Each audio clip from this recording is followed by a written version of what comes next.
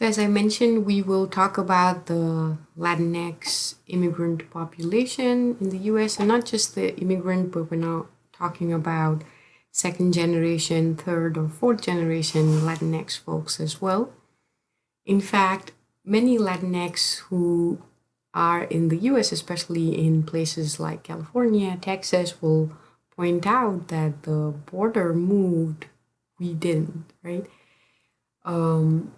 So the Latinx will point out that we've been here longer than this was California, right? Before the United States purchased it from Mexico. And so it is especially ironic that we see folks from this group as undocumented, as people who don't belong here, or when white supremacists look at them and say, go back to where you came from, right? So when we use the term nativism, we are looking at a particular manifestation of racism, right? And this is again racial prejudice and discrimination intersecting with a fearful nationalism. And so different manifestations of nativism could be racial profiling of Latinx folks, Islamophobia, and so on, right?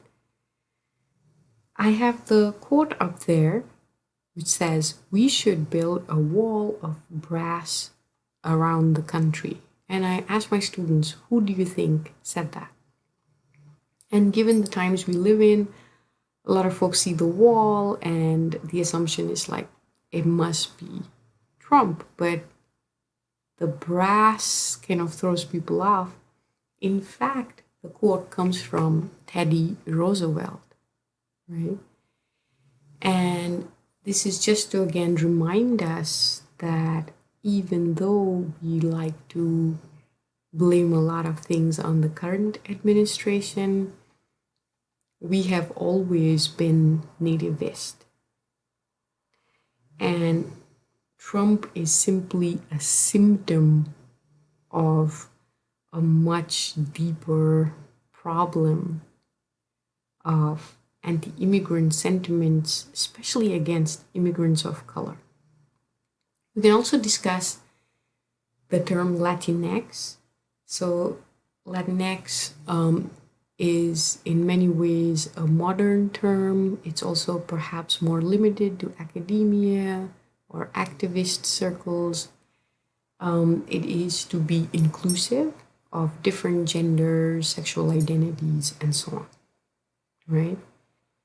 And it largely refers to folks who have some heritage in Latin America.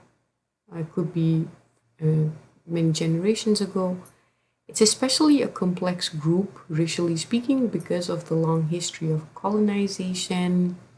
There is colorism within Latinx communities. There's a lot of prejudice and discrimination, hierarchies, inequalities within Latinx communities. In fact, even with different national identities, right? I also juxtapose nativism alongside this poster that says, that's funny because when you say illegal immigrants, I think of you, where the Kansas representative is in fact thinking about this testimony, Kobash's testimony about institution for undocumented folks and so on, right? Saying, well, just hold on. What if my ancestors, the native folks of this country, had said, hang on to that first group of immigrants and said, let us see your documents, right? Before you come in and commit genocidal levels of violence. So every single group in the US is an immigrant group, right? And in this very moment, we are on stolen land, right? Latinx immigrants have a long history in the nation, right? In fact, up until the 1900s, early 1900s, right, in stark contrast to our policies today, the flow of immigration from Mexico was uninhibited, right? There was a back and forth, there were seasonal workers. When there's work, the labor would be here. When there's no work, they will go back to their families.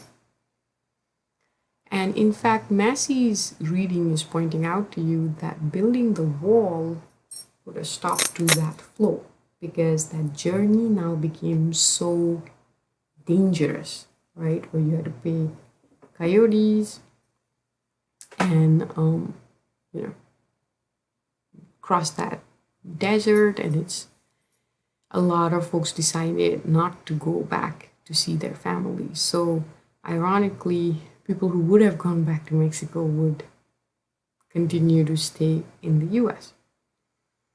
But this was not the case turn of the century, and all these restrictions that were put on European or Asian movement into the US didn't as yet apply to Mexico.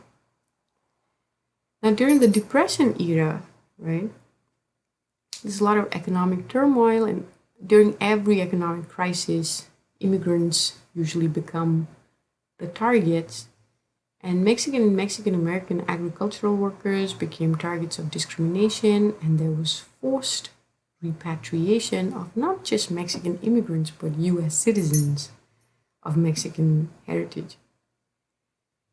1942, you have the emergency labor program, which became known as the Bracero program. And this became a route for immigrants seeking work to get temporary employment in agriculture and railroad building.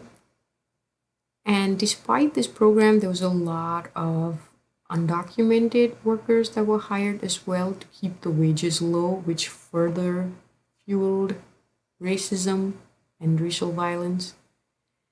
And then, as a sort of crackdown, really harsh crackdown in 1954 against this kind of illegal hiring, you have the Operation Wetback. And it's shocking that you actually call it that, because we know wetback is a slur, right? And then alongside, I also wanted to mention, though, the organizing that immigrants took on the ground. And the big names, of course, are Cesar Chavez, but alongside that, Dolores Huerta was an equal partner, and even now in her 80s, she's still an activist. And they formed the farm workers movement and fought for a lot of rights for farm workers. Right? Today we see horrific images of immigrants from primarily El Salvador, Honduras, Guatemala, who are detained in prisons. We call them detention centers. In many ways, they are worse than prisons because they're supposed to be temporary holding spots, but they really are not. There are folks in there for months and months and years. And here you see children, right? Children, including toddlers and babies who have been separated from their families. There are international organizations like Amnesty International looking at the United States and saying, what are you doing, right? You're violating human rights. There are immigrants in these centers who are not allowed to use the bathroom. You see the blankets they've been given here, right? And they're put into these horrible, cold detention centers where they're not given the basics, right? Basic hygiene products or nutrition and so on. You have babies in soiled diapers. We've lost children in the system. Children that were too young to speak have been lost, and there's no way of reuniting them with their families.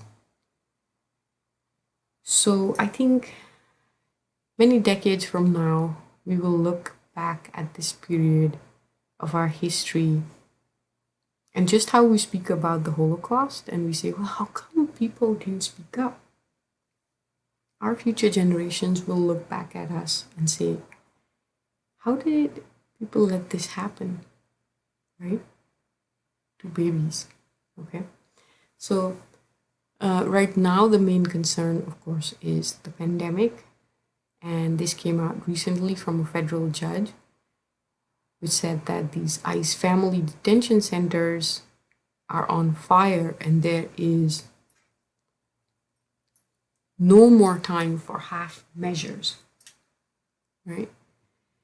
So Massey is talking about, again, this example that race really is a social construct, because if you look at the Latinx group, they've gone back and forth. Mexican Americans in the census have been classified as white, non-white, and we've switched that many different times, right?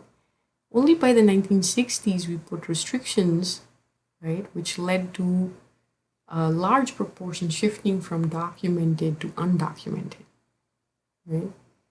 And then after 9/11, as we were saying, a lot of immigration policy starts becoming conflated with war on terror, right?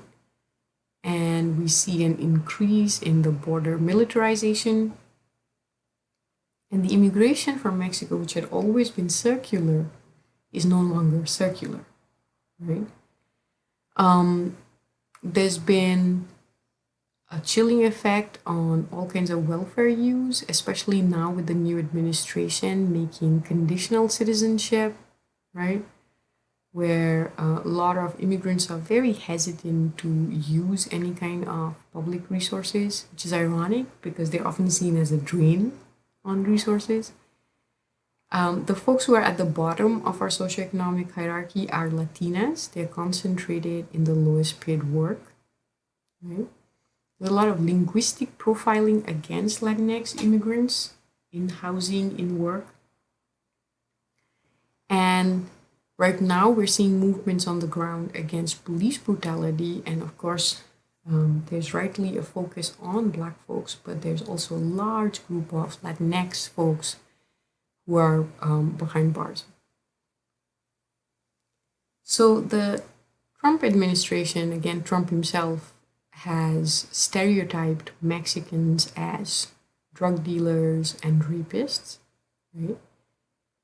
And this is important because the Southern Poverty Law Center actually reports on much higher rates of hate crimes against Latinx immigrants, Muslim immigrants. And they're in fact unfairly profiled because if you look at actual evidence, immigrants have lower rates of crime than the mainstream population. Immigrants tend to keep a low profile, especially if they are undocumented. And you have social control mechanisms too, usually part of close-knit groups, communities. Immigrants also help revitalize impoverished areas. They will go to places where no one else will go, right? What's ironic is that the immigration from Mexico actually has been declining, and groups of unauthorized immigration has actually been more from other parts of the world, according to Pew. And this is important to consider because when we think undocumented, we immediately think Mexican or Latinx, right? And the reality is that Latinx Americans are very diverse. You have folks in the Supreme Court, right? You have people at the highest echelons in our academy, as well as folks who are in low-skilled work, right? Precisely because they have a long history in the US, just like any other immigrant group.